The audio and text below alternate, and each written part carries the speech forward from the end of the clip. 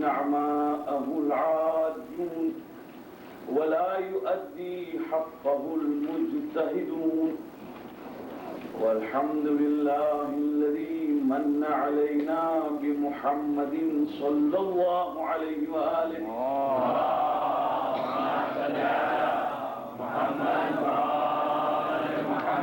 وبآله الطيبين الطاهرين المعصومين أما بعد فقد قال الله سبحانه تبارك وتعالى في الكتاب المجيد والفرقان الحميد بسم الله الرحمن الرحيم لقد كان لكم في رسول الله أسوة حسنة صلوات اللهم صل على محمد وآل محمد.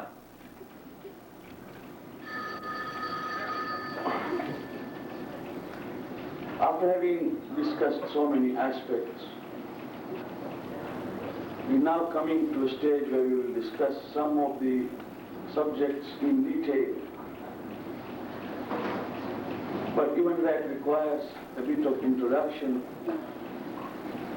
So tonight, inshallah, I'm going to discuss one of our necessary, at the same time unnecessary qualities as a human being, so that we can then understand what we are actually trying to prove, that Islam is the answer to many questions faced today. First and foremost, man essentially likes to assert his own ego. Man essentially would like to be self-centered. He thinks of himself before everyone. And he might not be selfish, but he is very conscious about his own benefits. And he likes to see that his own benefits are protected. The psychologists are agreed upon one thing, that even when the human child is born, and it might be even a day or even an hour old, the impressions upon the child begin from the day it is born. And the first instinct which develops in a human child is that it would like to be noticed. A child will cry only when it is hungry. It cries also when there is no attention being given to it. So human craving is for attention, and that springs from ego, self-assertion. This does not require much of philosophic treatment. It's very simple. In our younger days when we were in the school, among the books we were taught was an English reader. Those were the days when English was the second language, not first language. So there was a reader, and in the reader there was a lesson where one girl, jealous of another girl, used to look at the mirror and always say, "Tell me, glass upon the wall, who is most beautiful of all?" Expecting the glass to tell her that you are. Most of us do this. If you look at a young man looking at the mirror, preparing himself to get out, and the way he poses himself before a mirror for so many minutes, trying to satisfy himself that he really is presentable, because he's going to go out, and he would like to see that he presented, and all the angles that he looks at, before he is fully satisfied that he or she can now go out. That is satisfying the ego and looking at the mirror, but mirror unfortunately does not know any hypocrisy. If there is a mole on your face, it will tell you. And if you are ugly, it will tell you. So sometimes the answer from the mirror is, when you ask who is most beautiful of all, the answer is certainly not you. But at the same time, we do refer, and that is an ego, which we would like to satisfy by looking at the mirror and preparing ourselves. And when we decide that we are now presentable, then we go out into society. Attention, so much so that Quran says that there are people who like to be praised for the things they have not done.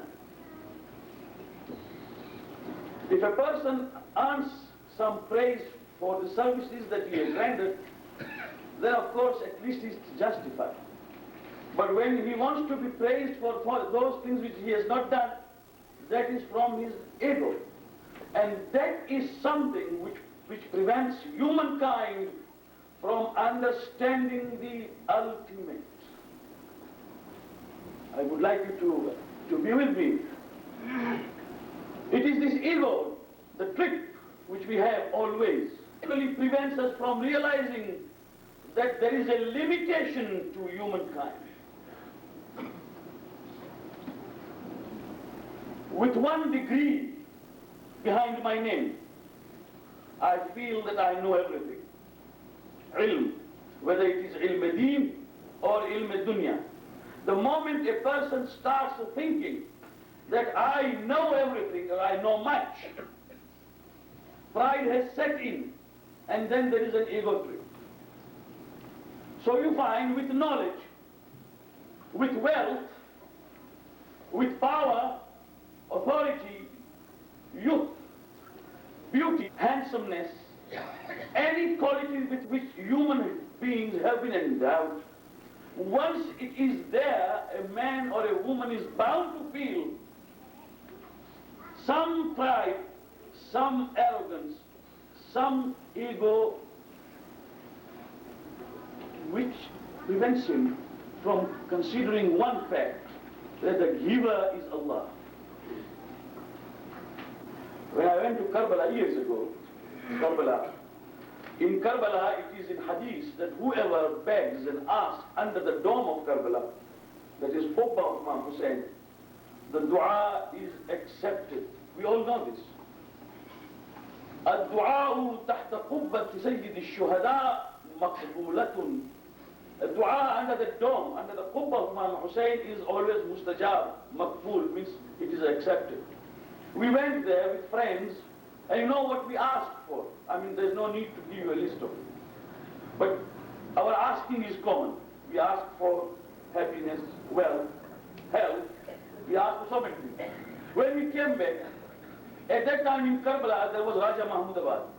Many of you must be acquainted with him. A very, very famous religious figure of India, Raja of Mahmudabad, who stayed in Karbala for many years after relinquishing his state in India. And then, of course, Marhum came to England and he died in London. Raja Mahmudabad was in Karbala then. When he saw us return from Karbala, from Haram, he very politely asked us, he said, "You have been to Imam Hussein's?" "Yes, we have." "What did you ask for? What did you pray for? If you don't mind, could you tell me?" So we said, "Now we can't tell you everything because it's private, naturally. But generally we ask for money. And then we ask for health and happiness. And my daughters are growing up, so I ask them to get good son-in-laws. And my sons are growing up, we ask for good daughter-in-laws. And one is in the college, so I asked Imam Hussein to see that he qualifies and passes and things like that. And for people in the commercial world, of course, they ask for their bills of exchange and for documents to be discounted and for the sugar price to go down and for the gold price to rise. They ask everything. I mean, everyone lives in his own orbit. But then, he very politely said, "There's something you have missed out. Will you go back?" We said, "Baba, we have just come there.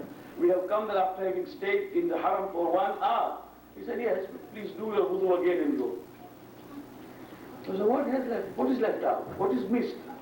He said, you have not asked Allah that the upper story of yours, that is the brain, the intellect, may remain intact till you die.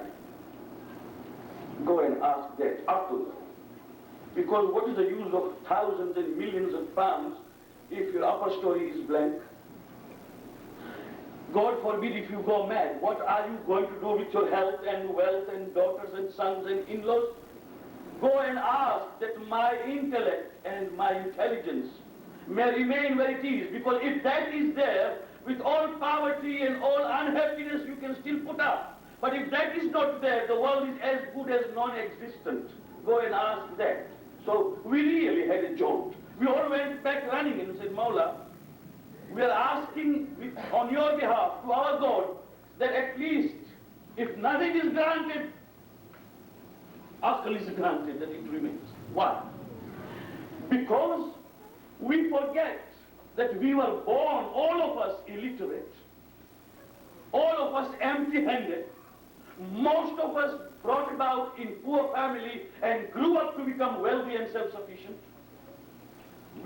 So most of them were alone in the family. Allah granted them a good wife, and then the family grew. We forget everything. We forget that we were not able even to talk. Allah gave us the power of speech. He gave us the power of inferences and deduction. He gave you and me the knack and talent. We forget everything. With little possession of some knowledge, we think there is none to equal us. This ego is preventing us from doing one sajda to Allah in our lifetime. There is one shair in Urdu who is known as a Rind. He says, बड़े मूजी को मारा, नफ्स अम्मारा को घर मारा. You have killed a very big, a substantial enemy. If you have killed your own ego, that drives you to evil. बड़े मूजी को मारा, नफ्स अम्मारा को घर मारा. निहंगो, अजदहा हो, शेर नर मारा तो क्या मारा? If you did not kill your own, that ego, which drives you to vices and evil, in contradiction, if you have killed a lion or even a python, it does not mean anything. Gaya shaitan mara, ek hi sajda na karne se, agar lakhon baras sajde mein sar mara, to kya mara? One. Why? Why he refused that one? Because of his ego. Allah was the one who commanded, and he said no. After that, or before that, if he had gone into prostration thousands of times, it just means nothing. What prevents us from actually understanding our religion is that pride, is that ego, that we have done it. I have a friend who sells sports goods. As long as, I'm talking of early years when I was in Mombasa. Myself has never been a good sportsman, not even a good spectator. But at least I know that this is a cricket. I can distinguish a cricket ball from a football. I mean, I'm not that fool. I went to his shop and I found something wrapped beautifully and flat. I asked him, what is this? He said, you don't know what is this?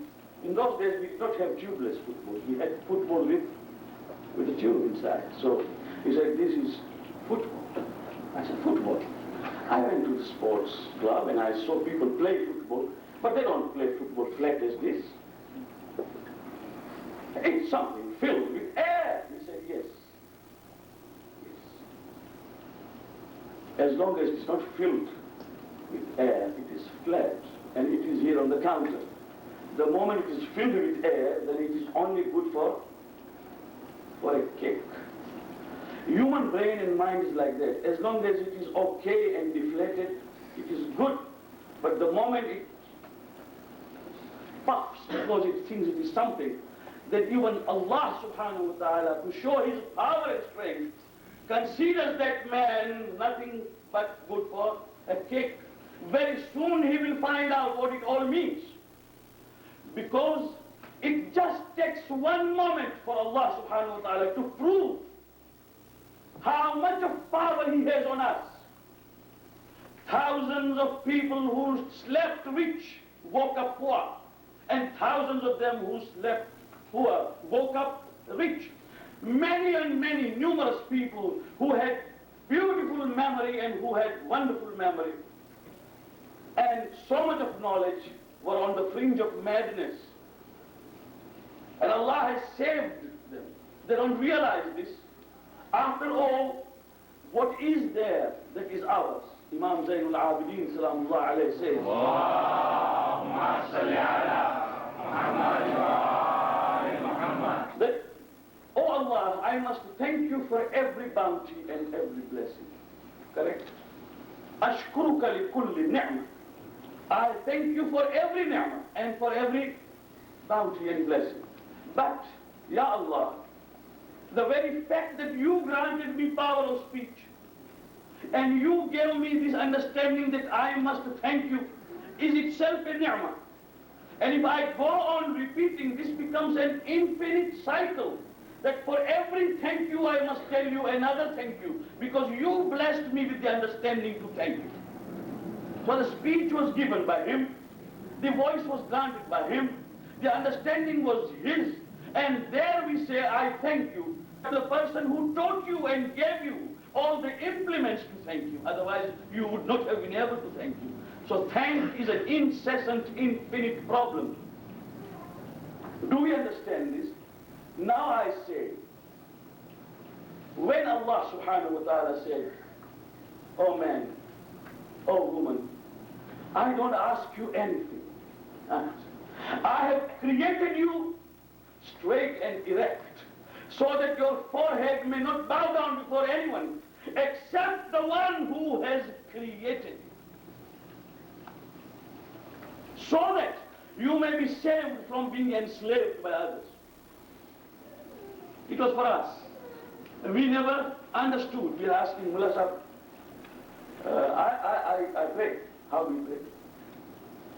Meditation. The people in the West believe that meditation is something new because it has come out in the West. Meditation is as old as humanity. The West did not know about meditation. Meditation was there in Arabia, in Persia, in India. It was known by the East. The Western people learned from the East the art of meditating. And how do you meditate? I just sit down for 2 minutes and meditate. I know what it means. I myself have been meditating. I meditate. I was told by my tutor, meditate on rose. I always meditated on rose and ended up with jalebi. It's a fact. You try.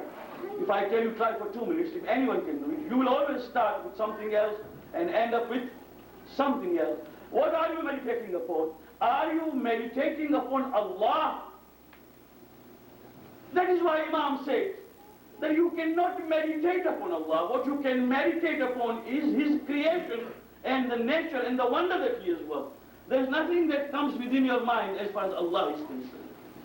So what He has devised is something which is not understood by many people.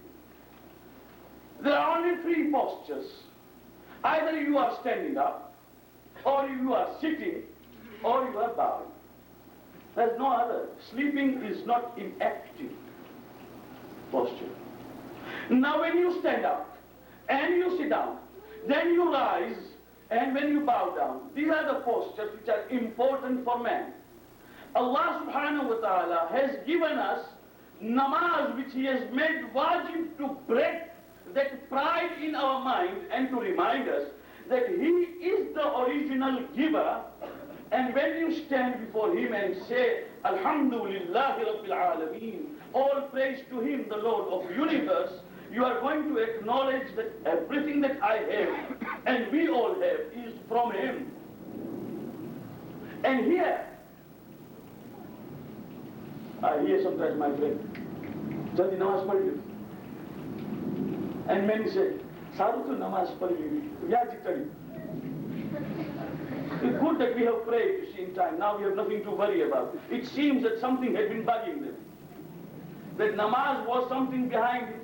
They have prayed and now they are free of the worries. But namaz was not meant for the worry. Namaz was meant for the inner pleasure. This is why all the ulama of Ahlul Sunnah and Tashayyu', both together, all of them have written that whenever the time of prayers came in, the Prophet used to tell Bilal, Ya Bilal, rawihna, or Ya Bilal, arihna. Means, oh Bilal, give us comfort. Means give namaz, give adhan, so that we may have comfort, not worries. Arihna. Rawihna. Means give us comfort and pleasure. That means we are now ready to enjoy namaz and not to consider it as a worry.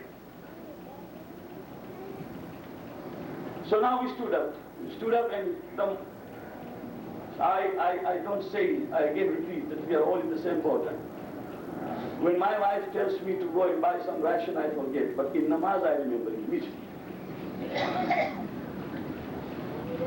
Not only I remember that she has asked me to bring the ration, I also remember each and every item. It is in namaz that I do. And when I am Allahu Akbar and I start, and immediately I forget that the cash sale for the fellow has not been issued. And I forgot to claim. Everything sets in while in the namaz. And we are not there. We are simply not there.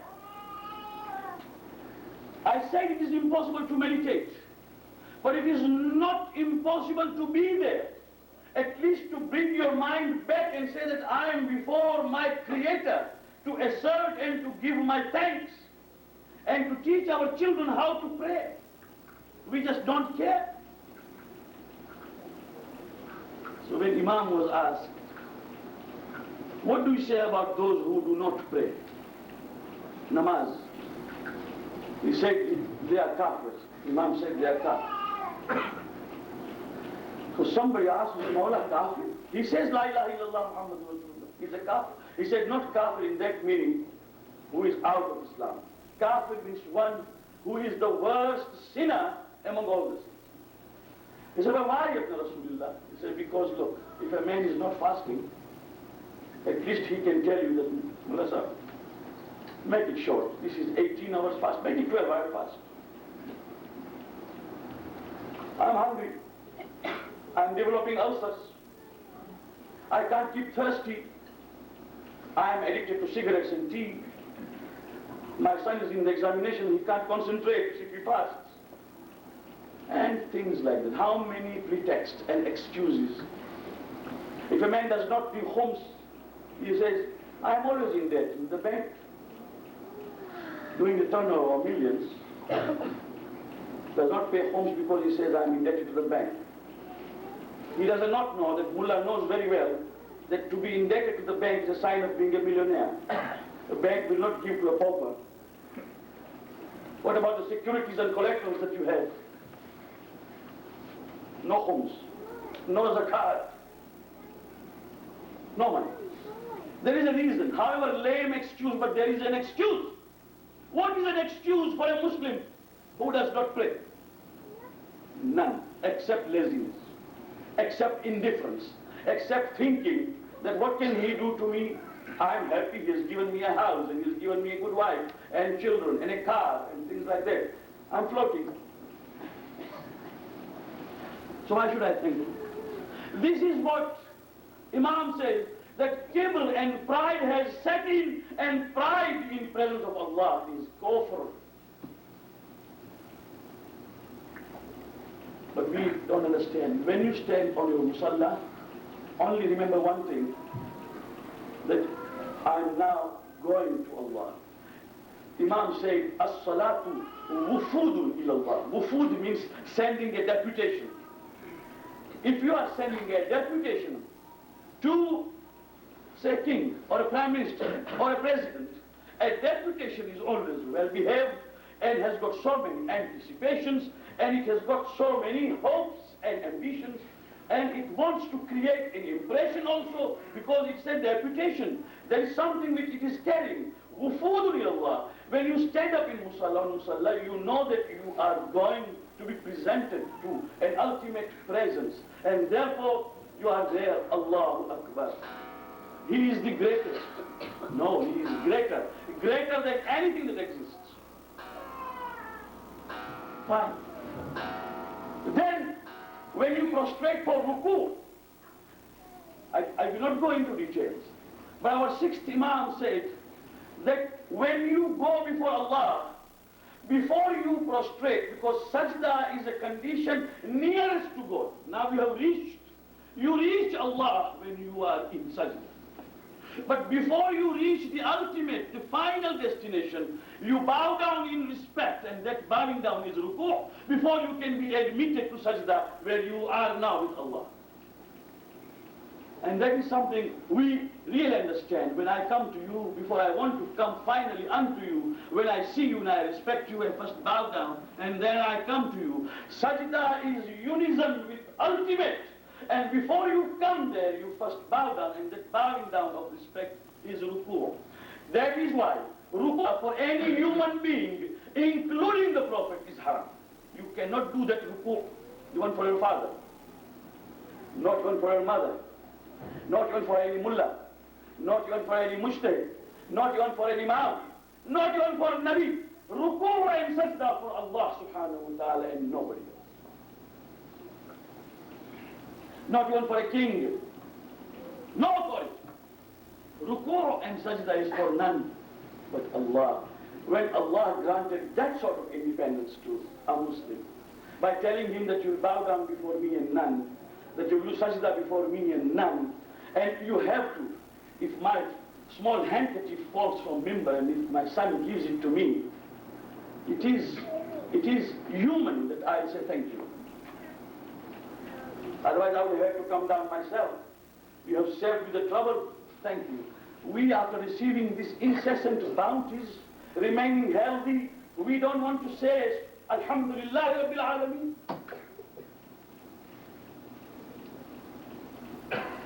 People ask me, what are the bounties? I have earned from the sweat of my brow. I say, where does the sweat come from? You are earning from the sweat of your brow. Where does the sweat come from? And where did the brow come from? And where did the strength come from? Leave aside everything. Ask a person who is suffering from breathing difficulties. Say, asthma. Ask him, what is the meaning of breathing? And he will tell you that those who breathe normally should thank Allah. That when I asked my doctor, I said, what happens to an asthmatic? Is it difficulty in inhaling or exhaling? Is it difficulty in breathing or in breathing out? And the doctors told me that most of the time it is not inhaling which is difficult. It is exhaling which is difficult in the case of asthma. So what I say is this, that simple process like inhaling and exhaling, the free air which has no meter, itself is God-given blessing. And we say, where is the bounty? The bounty is here as we are breathing. The bounty is here as we look at each other. The bounty is here as we talk and when we hear. And we say, no, it's everything with my... I can't understand why we don't pray. And remember, this is a very rough English translation of pray. Actually, namaz is not praying. Namaz is worshipping. Praying, of course, you can pray even now as you sit here. As you go in your bed, you can pray. And prayer is just a petition to Allah that I want this, which doesn't end. But namaz is not a petition, namaz is worshipping. And worshipping none but Allah subhanahu wa ta'ala. This is absolute unity. Now what happens if I don't? In a godless life, I'm not trying, but we have seen many cases when the earth is actually pulling itself from under my feet, when it is dark all around me, when the friends have deserted, when the life is becoming miserable, when here something is paining, a clock, and the doctor puts his electrocardiogram and says, be careful, it's already damaged. When the doctor says that there is cancer, or when there are other adversities of life, at that time we remember Allah immediately. We come to the mosque and say, Ya Allah, save. But when things are smooth running, at that time we don't want to remember Him. We want to live a godless life. So remember, for those who have God and namaz and worship in their life, in every adversity there is at least something to hold to. A Muslim who prays, who worships Allah, and never is pessimistic. He doesn't commit suicide. No, he will never. Even if he is left penniless, even if he is left alone, he will tell you. When I was in Iraq in the jail that I suffered for 4 months and 4 days, it's only in 1982, December, handcuffed and with blindfold on my eyes. And the torture that I saw, being beaten by sonda and electrocuted and bleeding yourself profusely till you could not recognize yourself. With all that torture that we had, all of us, in one cell of 60, 70 people filled with 380 people. Everyone is there wounded, everyone. But you know what Muslims used to tell each other? Allah Kareem. Isbir, Allah Kareem. Have patience, Allah is great. Have patience, Allah Kareem. A man himself is bleeding profusely from his back and from his chest, and he even cannot sit properly, has been deprived of food for 4 or 5 days. Only warm water is being given to him. When a new entrant comes in and weeps, this man tells him, wounded man, don't weep, Allah Kareem. Allah is Kareem, generous. Inshallah, everything will be all right. I used to wonder, a man himself is wounded. He should be in despair, helpless. But there is Allah in his life. And because there is Allah in his life, there is hope in life. And it is only in a godless life where there is no Allah except when you need Him, except when you find that you are defeated. Otherwise you don't want to know Him. And once Allah has given you back, you forget Him again. An Arab once climbed a palm tree. Palm tree quite tall and long. The moment he reached the top, he looked down and said, my God, if I fall from here, every bone of mine will be touched. Ya Allah! Now he remembers Allah there. Who told him to go there? Nobody.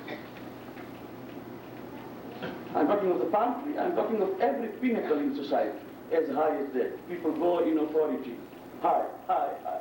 In business, expansion, expansion, expansion, till bursting. Goes up. He went to the palm tree up, and there he looked, see. That is why it is said, the higher you climb, the deeper you fall. Isn't it so?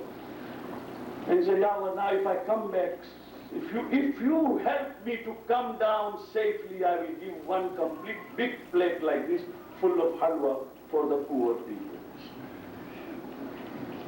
Now this is the bargain. And he started climbing down. And when he came halfway, he looked, found now it's not so dangerous as it used to be. So he said, all right, I'll give half. And when he came down safely, he forgot the danger and he said, no, I don't think I ever thought of this. Allah does not feed halwa, does he? Did he need when he was there? So I pray, salat, namaz when I need it, and otherwise I don't. The sign of a mu'min is that he will pray wherever he is. We don't know. But this is the only religion in which the act of worship can be had at any time, any place, if the namaz time has entered. You can pray on the street if you want, just in a corner. You can pray in your house. You can pray in any place where there is a small corner where you can be alone and say Allahu Akbar and your namaz can be started. There is no need that you must be in a prayer house or in a mosque. A Muslim does not leave his prayer. No. What is life without that? That's why I say that it is our pride. It is our pride. It is our arrogance. It is our ego that is preventing us from saying Subhana Rabbi al-A'la wa bihamdi. That praise be to Allah and glory be to Him. And I thank Him because He has granted whatever He has granted. He has given whatever He has given. Assalamu alaikum wa rahmatullahi.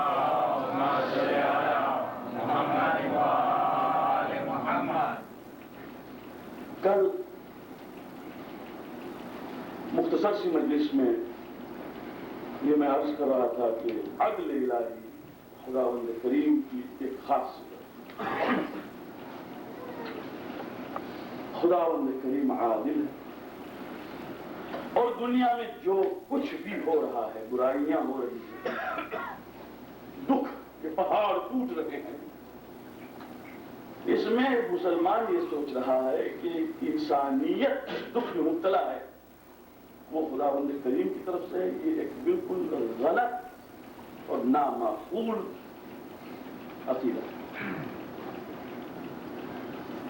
मैंने कल साबित किया कि क्या है असल में, और इंसान क्योंकि जब हर चीज में इंसान की ये कोशिश होती है कि ब्लेम जो है वो दूसरे पर जाए तो अच्छा है, लिहाजा जो कुछ बुराई होती है वो खुदावंद करीम करता है, मैं नहीं करता। हालांकि हम जानते हैं कि इंसानियत की दुनिया कितनी खुदगर्ज, कितनी सेल्फिश, और हम ये जानते हैं कि ये दुखों के पहाड़ जो गिर रहे हैं उसमें जितनी रिलीफ भी हो रही है उस रिलीफ को भी नहीं पहुंचने देते इस खुदगर्जी के मारे तो अपनी सियासत की बिना पर। और इसी पे एक दूर से खड़ा इंसान देखता है और कहता है कि देखो दुनिया में दुख के सिवा कुछ भी नहीं, वो खुदा कहाँ है।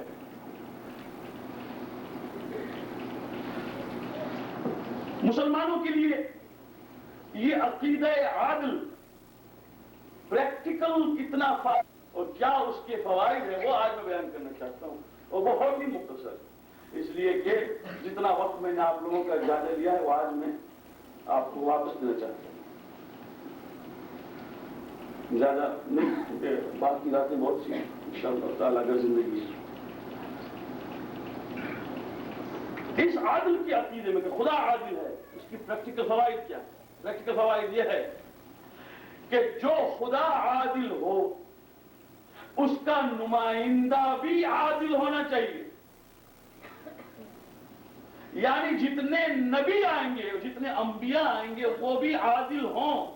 इसी वास्ते किसी नबी का गुनहगार होना या किसी नबी का खिलाफ शरीयत काम करना, ये हमारे कोई नबी गैर मासूम नहीं होता, क्योंकि अदालत शर्त है, खुदा आदिल है तो ऐसे को ही भेजेगा जो आदिल। ईरान में एक बहुत मशहूर फलसफी गुजरे जिनका नाम है बू अली सीना, यूरोप की जबान में उसको एविसेना कहते। ये बहुत ही होशियार और दानिशमंद, एक शागिर्द उनका था, वो कहता था उनसे कि आगा ऐसा होशियार ऐसा ज़हीन इंसान तारीख में बहुत कम होता है। फलसफा भी आप जानते हैं, तिब भी आप जानते हैं, उलूम दीनिया भी आप जानते हैं, कौन सा इल्म है जो आपके पास न हो। मैं समझता हूं कि आप नबी हैं, नबूवत का दावा कीजिए। फारसी में कहते हैं पीरानमी परान मुरीदा मी परानन, यानी पीर कभी नहीं उड़ता, मुरीद उड़ाते हैं। वो जो फॉलोअर्स होते हैं वो उड़ाते हैं, पीर कभी नहीं उड़ते, मुरीद उड़ाते। ये कायदा है। अब सब जमा होके कहें आपको कि आप नबी हैं तो कभी कभी सोचेंगे कि वाकई शायद होगा, इतने लोग थे। तो इस शागिर्द ने कहा कि आप तो नबी हैं, नबी इतने उलूम कौन जानता? उसने कहा देख मियां, मुझे गुमराह न कर तू, मैं जानता हूं कि मैं नबी नहीं हूं, نبی محمد مرسل ہیں اور اس کے پہلے جو انبیاء آئے ہیں وہ انبیاء، اس میں عصمت کی شرط ہوتی ہے، اس میں روحانیت ہوتی ہے، خدا عادل کی طرف سے جو نبی آتا ہے وہ نبی عادل ہوتا ہے. کہنے لگے حضور آپ سوچیے، آپ بتائیے آپ جیسا کوئی ہے؟ آپ جیسا کوئی؟ تو جواب جو دیا ہے وہ سنیے. پہلا جواب یہ دیا کہ میں محمد پر اس لیے ایمان لے آیا ہوں، یعنی یہ سوچ کے اس نے کہا ہے، یہ نہیں ہے کہ جس طرح ہم اور آپ ہیں کہ لیبل لگا کے پھرتے کہ بچے مسلمان کے لہذا ہم بھی مسلمان. اس نے کہا کہ میں نے پوری شریعت پہلے سے لے کر آخر تک سری کی، قرآن مجید کو پڑھا، احادیث بھی دیکھی اور اللہ کی طرف سے فرمان جو پیغمبر لائے ان کو دیکھی، پیغمبر کی زندگی بھی پڑھی اور دیکھی. اس کے بعد میں خاص اس لیے ایمان لے آیا کہ علی ابن ابی طالب جیسے شخص نے محمد کو نبی قبول کیا. یہ کہ میری نظر میں علی اتنے بلند ہیں، اور جب علی کہے کہ محمد نبی ہے تو اس میں کوئی شک نہیں کہ محمد نبی. یہ پہلا جواب. مگر وہ شاگرد جو ہے وہ تو نہیں حضور آپ سوچیے. تو جاڑے کے دن تھے، سردیوں کے دن، آپ لوگوں کے لیے سردی اور جاڑے کا تصور اب آسان ہو گیا ہے. جب برف گرے اور جمے اور جب ہوا سرد چلے، اس وقت کی بات تھی رات، اور ہمدان ایران میں رات کو سوئے اور جب صبح کی نماز سے کچھ آدھ گھنٹے کا وقت باقی تھا تو وہ سینہ اٹھ کے اپنے شاگرد کو جگا کے کہا میاں اٹھو، اب بہت پیاس لگی ہے، ذرا پانی لے آ. وہ نل کے زمانے تو نہیں تھے، گھر میں نل لگا ہوا نہیں، وہ تو باہر سے پانی لے آنے کی بات. اس لیے حضور کیا کہا آپ نے؟ کہا بس پیاس. کہا آپ کو پتا ہے برف جمی ہوئی ہے باہر، ہوا سرد ہے، ایسے میں جائے گا کون باہر؟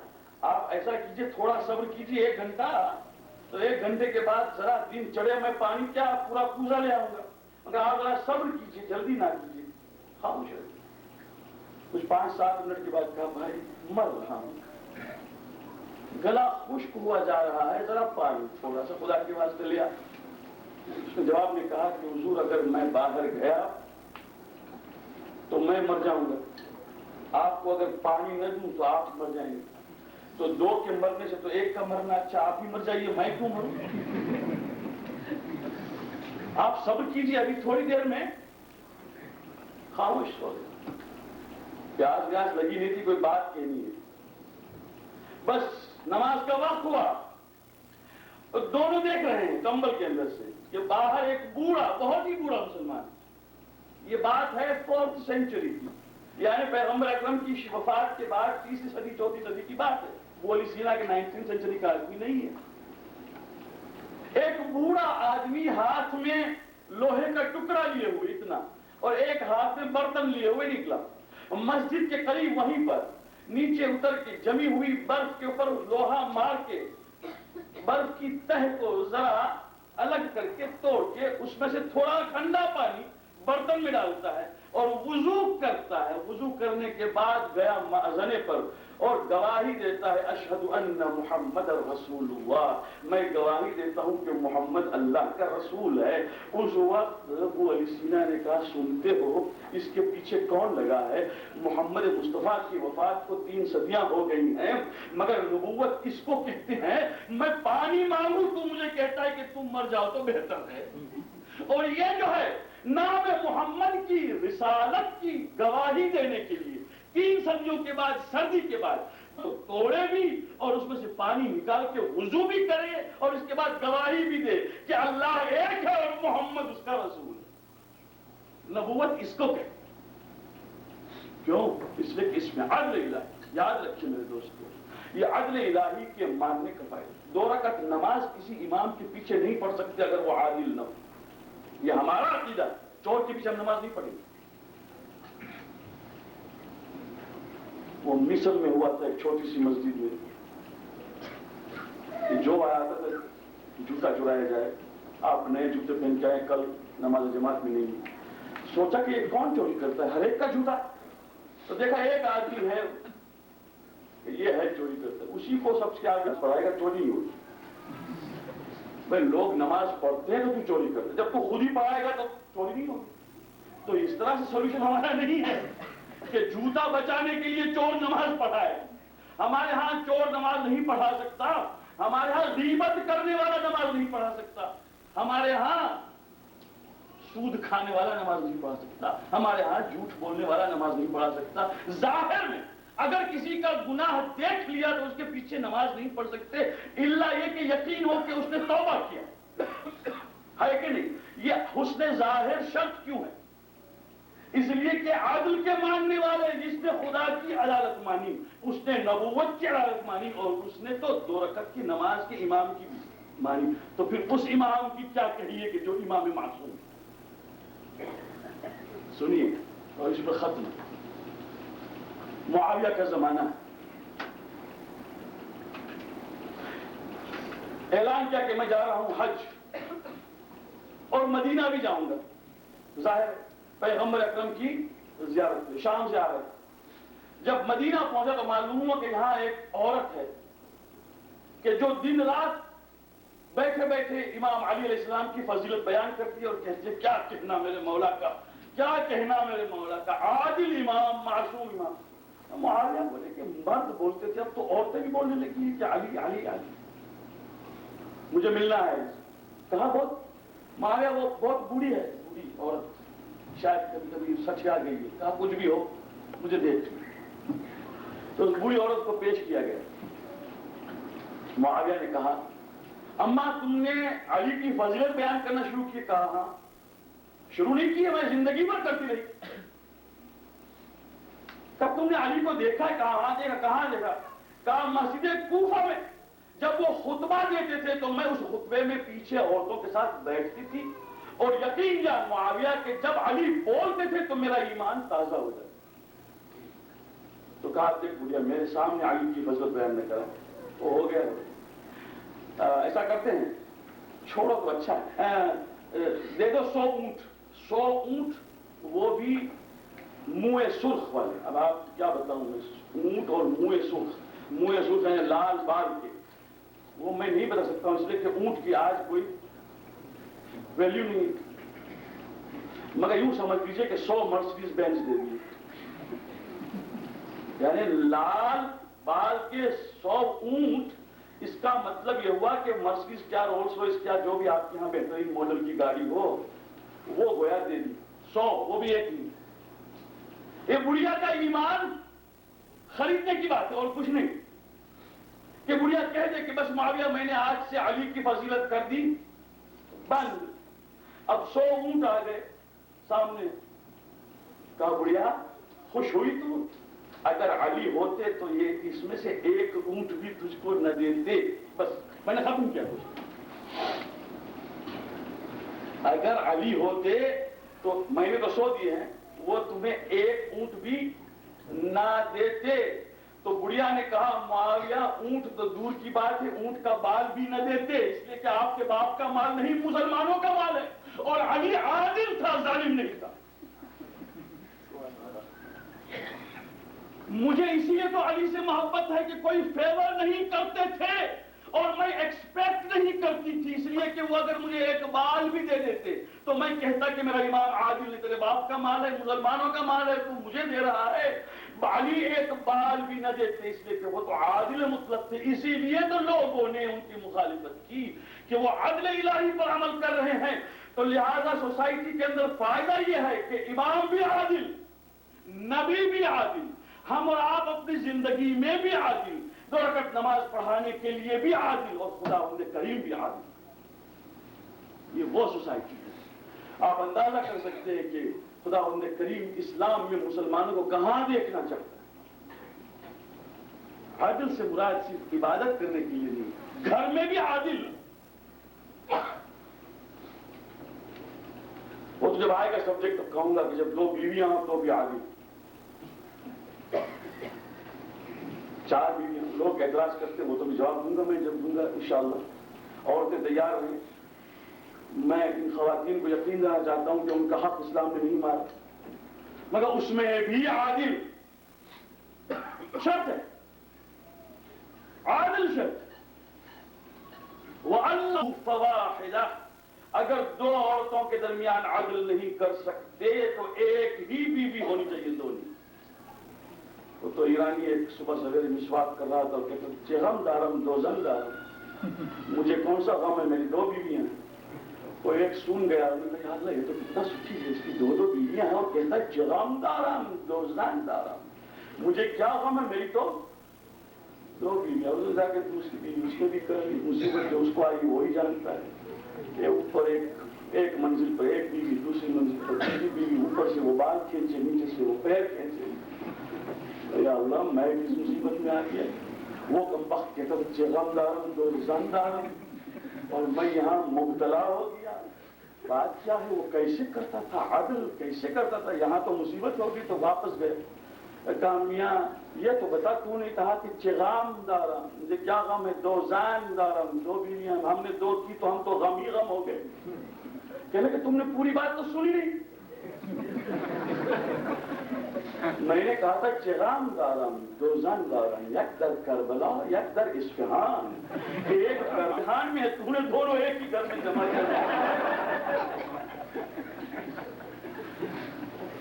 عادل شرط، عدل ہر ایک چیز میں عدل، یہاں تک کہ اولاد میں عدل۔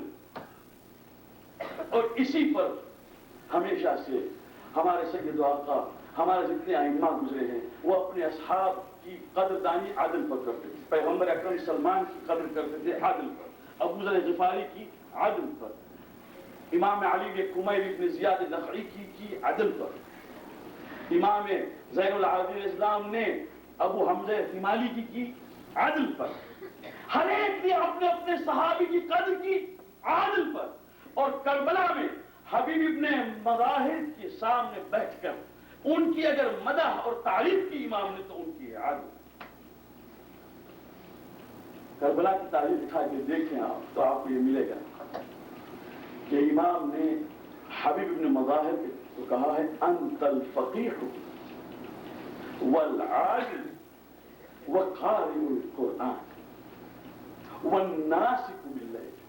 اے حبیب آپ عالم ہیں، فقیہ ہیں، عابد ہیں، قرآن کی تلاوت کرنے اٹھ اٹھ کے عبادت کرنے، یہ امام عادل بشر۔ اور اگر عادل نہ ہو تو ان کربلا کے جتنے بھی شہداء ہیں ان کے واسطے بھی ابی انتم و امی کہنا بیجا ہو جاتا ہے۔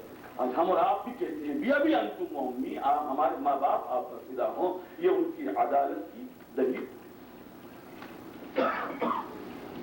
جس شہید کے متعلق مختصر سے بیان کرنا چاہتا ہوں، سنیے۔ امام نے خط لکھا حبیب ابن مظاہر کے نام کہ حبیب ہم کربلا میں ہیں اور ہم یہ چاہتے ہیں کہ تم ہمارا ساتھ دو۔ اس لیے کربلا کی تاریخ کو جب پڑھتے ہیں تو ساتھ میں ہر ایک چیز میں جو گوشے اور پہلو نکلتے ہیں، جو مشتقات ہیں ان کو بھی سوچیں، تاکہ فہرست شہداء یعنی لسٹ آف شہداء جو ہے اس میں تیرا نام آ جائے۔ یہ مولا نے لکھا ہے۔ کیوں؟ اس لیے کہ یہ فہرست ایسے لوگوں کی ہے، یہ لسٹ ایسے لوگوں کی ہے جو عادل ہیں، اور میں یہ چاہتا ہوں کہ تمہارا نام اس وقت ہو۔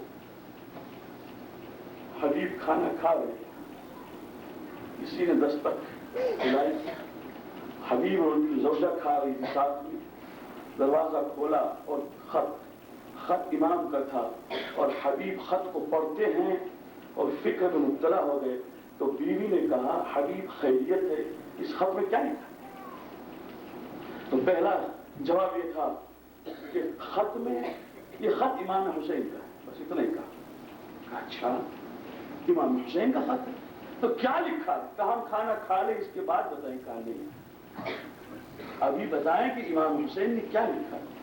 کہا لکھا یہ ہے کہ حبیب آ جاؤ کہ ہم کربلا میں ہیں اور ہم تمہارا ساتھ چاہتے ہیں اور تمہارا نام فہرست شہداء میں رکھنا چاہتے ہیں۔